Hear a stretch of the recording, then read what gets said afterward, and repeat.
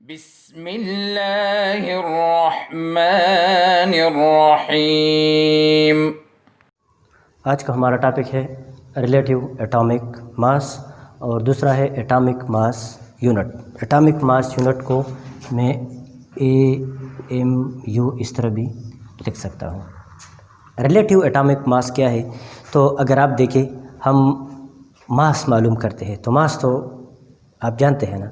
मास वो है, मसलन हम मार्केट में जाते हैं, हमको चीनी की ज़रूरत है। फ़र्ज़ करें हम 1 किलो चीनी लेते हैं, तो 1 किलो चीनी हम तो वज़न कहते हैं, लेकिन एक्चुअली ये उसका मास है। वो कैसे मालूम करते हैं? वो आपको इस तरह एक स्केल पे दे देते हैं। ये एक स्केल है,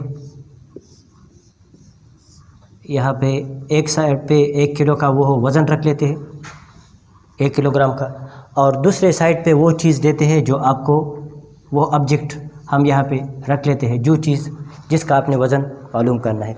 जब ये दोनों बराबर हो जाते हैं तो हम कहते हैं कि ये 1 किलो है या 2 किलो है या 3 किलो है।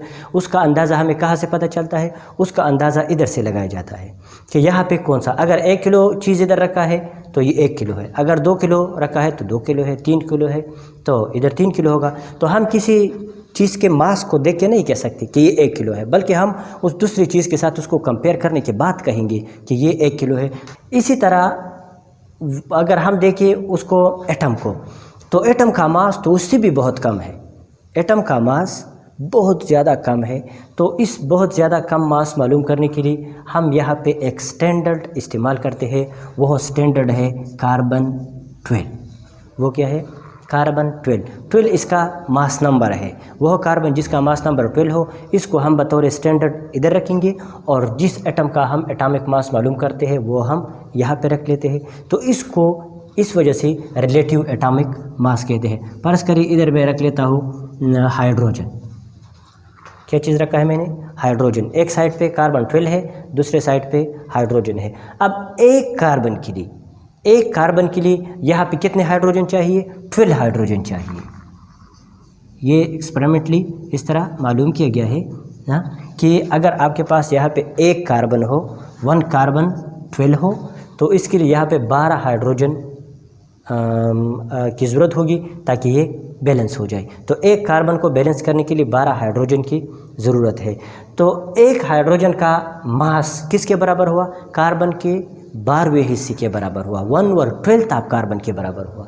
देखिए, the relative atomic mass of an element is the mass of an element is the mass of an atom of an element.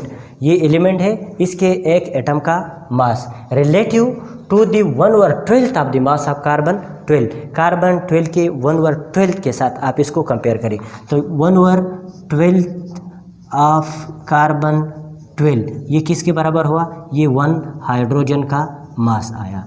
तो इसको रिलेटिव लफ्ज़ इसलिए इस्तेमाल होता है कि इसको हम कार्बन 12 के साथ रिलेट करते हैं, इसके साथ इसका मुआवजा कर लेते हैं। तो ये हमारे पास रिलेटिव एटॉमिक मास हुआ। अब एटॉमिक मास का यूनिट क्या है? Atomic mass unit. तो ये इस एटॉमिक मास के लिए बतौर यूनिट इस्तेमाल होता है। इसका एब्रिविएशन AMU मैं लिख सकता हूँ। It is the mass of the 1/12 the mass of an atom of carbon 12। वही बात है, अगर आप कार्बन 12 को 12 पे डिवाइड करें तो इसका एक हिस्सा जो आता है उसको AMU कहते हैं। इसको 1 AMU बोलते हैं। कार्बन के 12वें हिस्से को 1 AMU। C12 आप 12 पे डिवाइड करो, इसको हम बोलते हैं 1 AMU। तो हाइड्रोजन का मास कितना हुआ? 1 AMU हो गया। हाँ, ये 1 AMU। और कार्बन का खुद मास कितना है? 12 AMU है। कार्बन का अपना मास 12 AMU है। हाइड्रोजन का, क्योंकि एक कार्बन 12 हाइड्रोजन के बराबर है, एक हाइड्रोजन 1 AMU के बराबर हुआ, तो 12 हाइड्रोजन 12 AMU के बराबर हो गई। It is the mass of the 1/12 the mass of an atom of carbon 12। Atomic weight of carbon 12 grams है। हम ये पता है कि कार्बन का एटॉमिक वेट भी इसके बाद आएगा, उसको भी डिस्कस कर लेंगे। एटॉमिक वेट कार्बन का है 12, और हमें पता है कि कार्बन 12 का एटॉमिक वेट 12 ग्राम्स है। और हमें पता है कि हर एटम के एटॉमिक वेट को जब आप ग्राम में ज़ाहिर करते हैं उसको हम मोल कहते हैं। तो ये 12 ग्राम्स कार्बन 1 मोल के बराबर है। 12 ग्राम कार्बन 1 मोल के बराबर है। फिर 1 मोल के अंदर 1 mole of carbon 12 is equal to 6.023 into 10⁻23 atoms. 1 mole के अंदर एटमों का तादाद ये है, इतने एटम्स, एवोगाड्रो नंबर इसको कहते हैं, इतने एटम्स मौजूद है 1 मोल में। हाँ, अब 1 मोल तो 12 ग्राम के बराबर था, तो मैं 1 मोल 12 की जगह इधर मैंने लिखा है 12 ग्राम। 12 ग्राम के अंदर भी जिस तरह 1 मोल में ये एटम्स है, तो 1 मोल इसके बराबर है, इसके अंदर भी वही एटम्स है। अब यहाँ पे 12 ग्राम्स, इसके इतने एटमों का मास 12 ग्राम है। एक एटम का मास कितना होगा?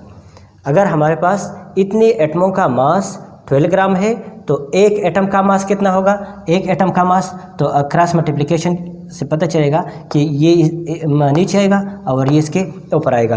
तो एक एटम का mass carbon 12 is equal to 12 divided by 6.023 into 10⁻23।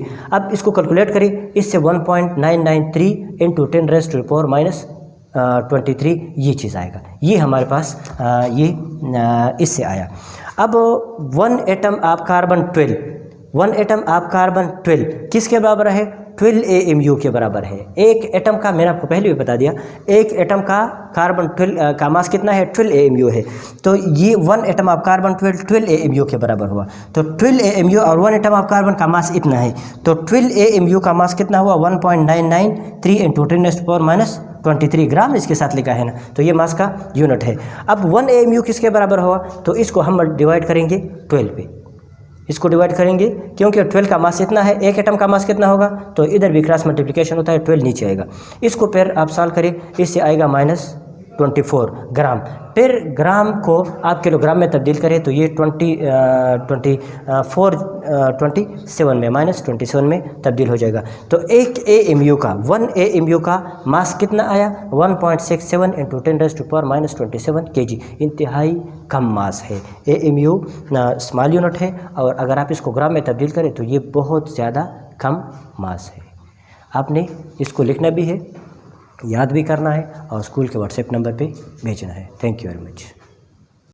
अल्लाहुम्मा अंफ़अना बिमा अल्लमतना वअल्लिमना मा यंफ़अुना वज़िदना इल्मा।